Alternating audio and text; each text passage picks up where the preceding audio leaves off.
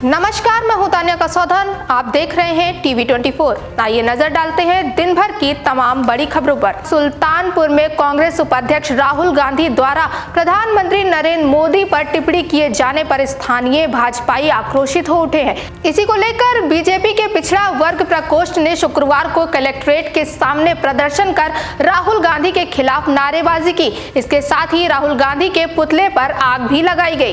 ये जो खानदान है हमारे प्रधानमंत्री जी का अपमान कर रहा है, क्योंकि हमारे प्रधानमंत्री जी अति दलित में पैदा हुए हैं, इसलिए इनको लगता है कि दलित को जो है राष्ट्र का जो है प्रथम नागरिक नहीं होना चाहिए या ये प्रधानमंत्री नहीं होना चाहिए। अभी इन्होंने कहा है कि मोदी जी कभी जंगल में पैदा हुए थे, सन 2000 में मुख्यमंत्री बनने के बाद इन्होंने जो है अपनी जात को है जो तेली है, तेली जात को इन्होंने ओबीसी में घोषित कराया, इसलिए ओबीसी नहीं है, ये बने हुए ओबीसी हैं।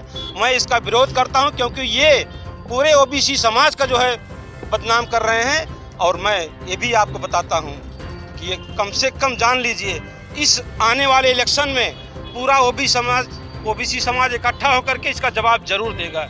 अगली खबर है औरैया से। हल्द्वानी की घटना के बाद से प्रशासन अलर्ट रखा हुआ है और औरैया जिले में जुम्मे की नमाज को लेकर बराबर पुलिस प्रशासन अपनी पैनी नजर बनाए हुए है। जहां चप्पे चप्पे पर पुलिस फोर्स तैनात की गई है, वहीं पुलिस लोगों से शांतिपूर्ण तरीके से नमाज अदा करने के लिए अपील कर रही है। साथ ही सहयोग भी करने को लेकर लोगों को समझाया जा रहा है। आज हम लोग सीओ साहब और इंस्पेक्टर साहब मैं फोर्स नगर पंचायत गिरना में हम लोग सतत भ्रमणशील है और सभी जगह सद्भावपूर्ण वातावरण में कार्य हो रहा है और नमाज भी अदा किया गया है।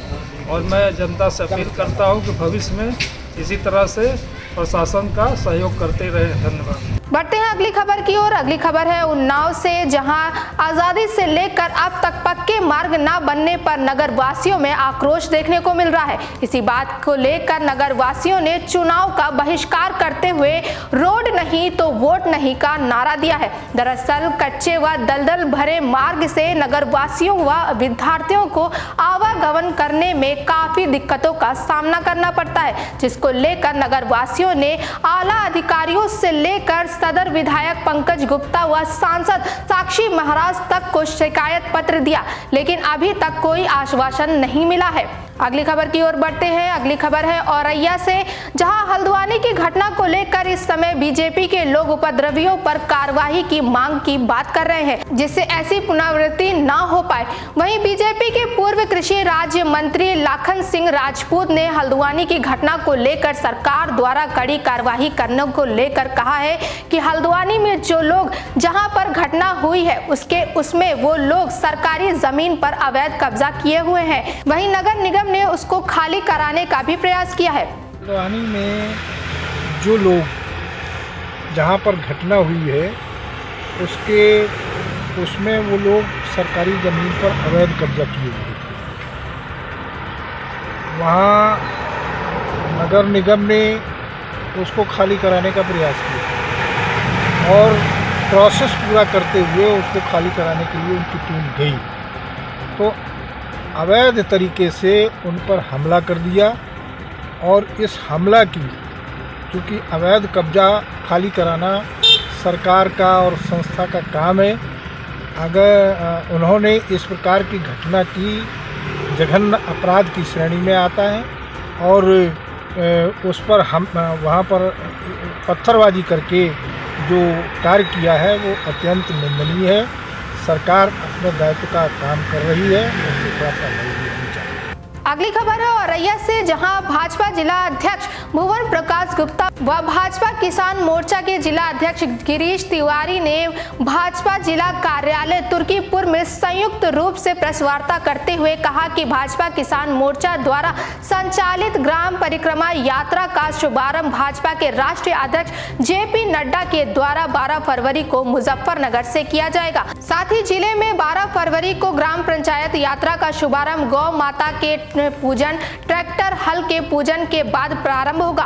5 मार्च तक चलने वाली इस ग्राम परिक्रमा यात्रा में भाजपा सरकार के विकास कार्यों की जानकारी को जिला के सभी गांव वालों को पहुंचाया जाएगा। साथ ही इस मौके पर भारतीय जनता पार्टी के जिला अध्यक्ष के अलावा वहीं पार्टी कार्यकर्ता भी मौजूद रहेंगे। प्रेस वार्ता का जो मूल उद्देश्य है वो ये है कि जब से हमारी सरकार बनी है 2014 से जी, जो हमारे प्रधानमंत्री जी ने जो कार्य किए हैं वो चाहे किसान के प्रति हों, गरीब के प्रति हों या किसी के प्रति हों, तो उन योजनाओं को लेकर के हम गांव-गांव जाएंगे। ग्राम परिक्रमा यात्रा शुरू हो रही है 12 तारीख से। तमाम और बड़ी खबरों के लिए देखते रहिए TV24।